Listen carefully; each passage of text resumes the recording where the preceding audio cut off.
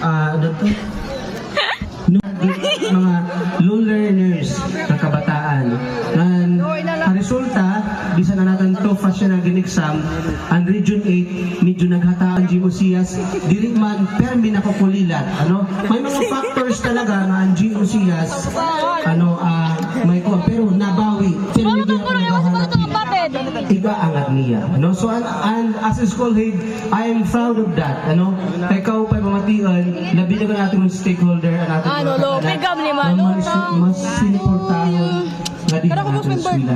Mga tubular, di ba kahapon pag text ko, pag chat ko kan Mamanjilo, makilala ng mga sumadan kaganak nga natin material sa daan na makihakot. Ano? So, kanina na siya, kahina ko nakatupa. No, wow! Ano namin?